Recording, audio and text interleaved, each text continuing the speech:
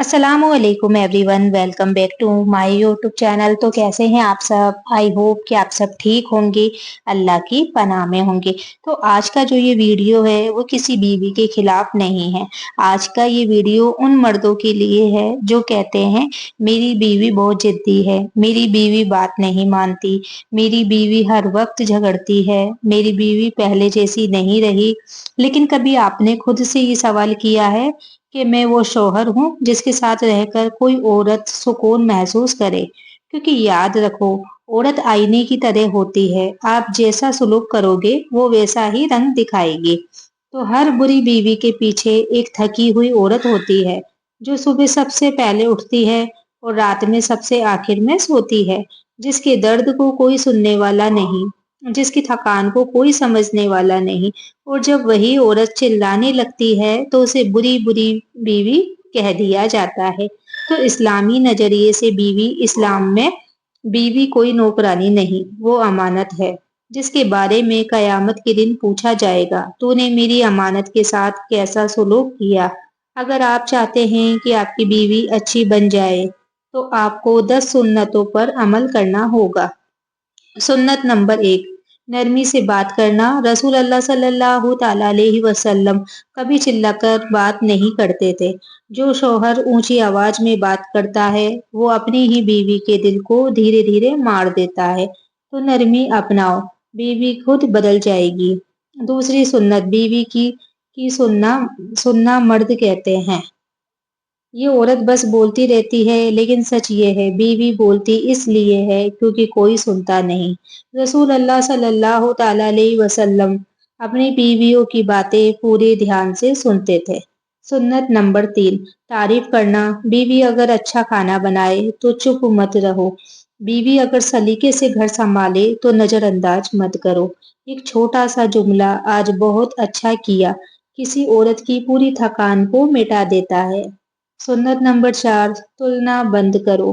फला की बीवी ऐसी है, मेरी माँ ऐसे करती थी। तो याद रखो, तुलना औरत को नहीं रिश्ते को मार देती है।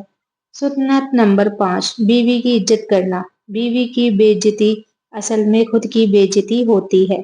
जो शौहर बीवी की इज्जत करता है, अल्लाह उसके रुतबे को बुलंद करता है। सुन्नत नंबर 6, मदद करना। रसूल अल्लाह सल्लल्लाहु ताला अलैहि वसल्लम घर के कामों में बीवियों की मदद करते थे। मदद मर्दानगी कम नहीं करती बल्कि प्यार को बढ़ाती है। सुन्नत नंबर 7, गलती पर माफ करना। हर इंसान से गलती होती है। जो शौहर माफ करना सीख ले उसका घर जन्नत बन जाता है। सुन्नत नंबर 8, वक्त देना। पैसा जरूरी है लेकिन वक्त उससे ज्यादा जरूरी है। 10 मिनट दिल से दिया गया वक्त बीवी को सालों तक संभाल सकता है।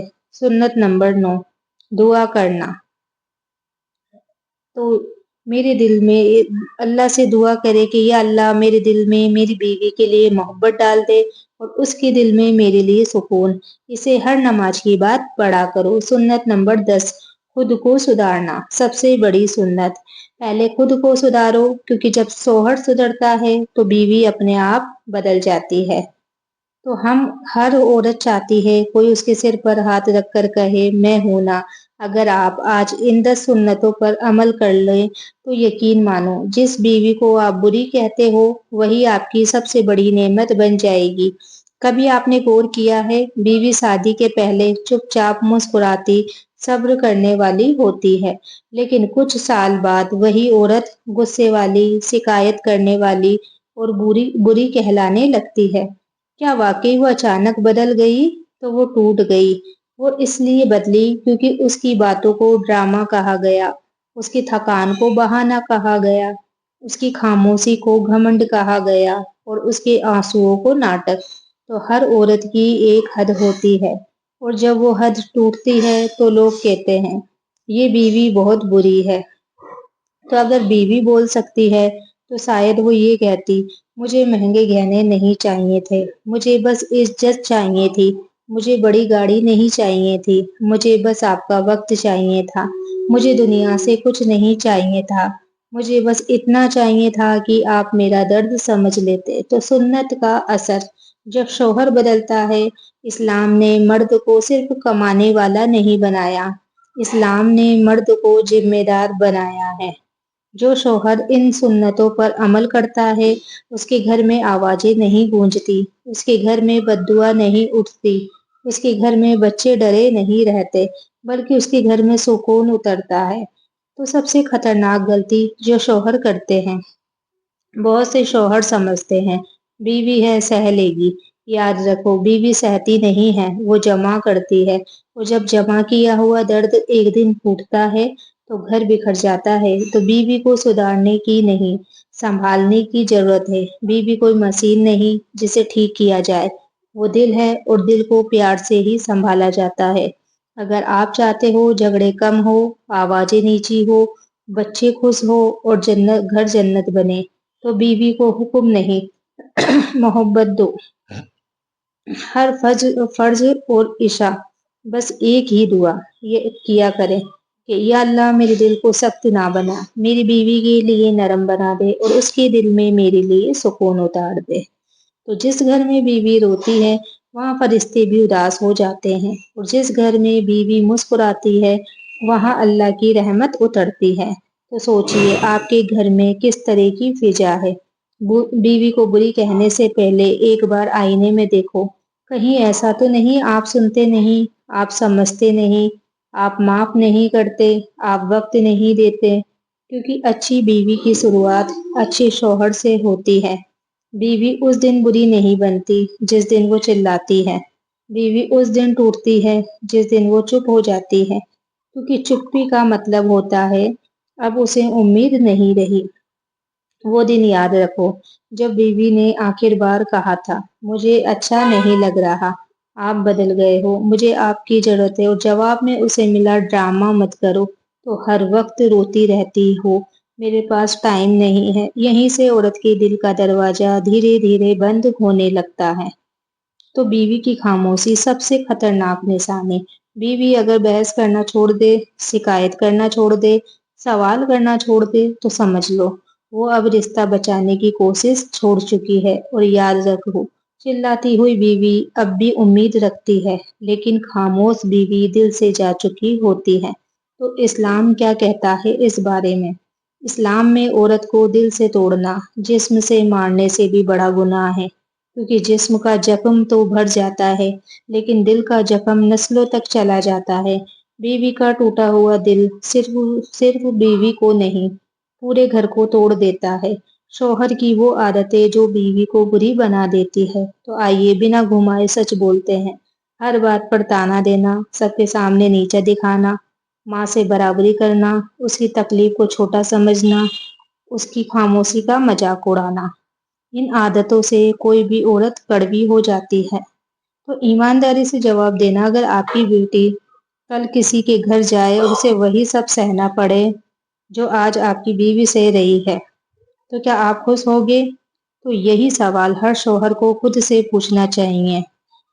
تو اس ویڈیو میں کوئی لمبا وظیفہ نہیں ہے، بس ایک دعا ہے، اور دعا یہ ہے یا اللہ مجھے حق سمجھنے والا شوہر بنا، ظلم سمجھنے والا نہیں۔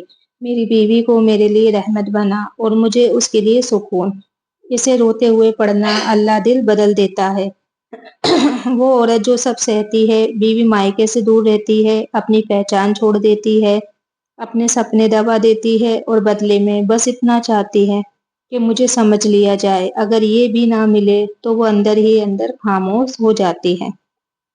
تو سب سے کڑوا سچ، آج بہت سے مرد کہتے ہیں ہماری بیوی بدل گئی، لیکن کوئی یہ نہیں کہتا شاید ہم اچھے شوہر نہیں بن پائے، کیونکہ خود کو بدلنا دوسرے کو دوش دینے سے زیادہ مشکل ہوتا ہے۔ تو بیوی کو سدھارنے کی کوئی دوا نہیں، لیکن بیوی کو سنبھالنے کے لیے ایک ہی دوا ہے، محبت۔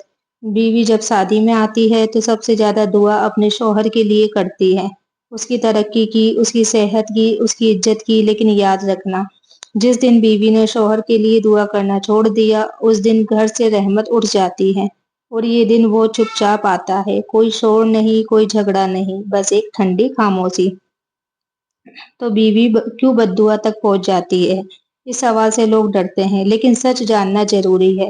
بیوی بد دعا ایک دو بات پر نہیں دیتی، وہ بد دعا دیتی ہے جب اس کی عزت روز کچلی جائے، اس کی بات ہر بار کاٹی جائے، اس کی ماں ہونے کی قدر نہ ہو، اس کے صبر کا مذاق بنایا جائے، اور پھر ایک دن اس کے دل سے نکلتا ہے کہ یا اللہ اگر میں غلط ہوں تو مجھے سزا دے، اور اگر میں صحیح ہوں تو انصاف کر۔ اور یاد رکھو، مظلوم کی آہ عورت کی ہو یا مرد کی، اللہ اسے ضرور سنتا ہے۔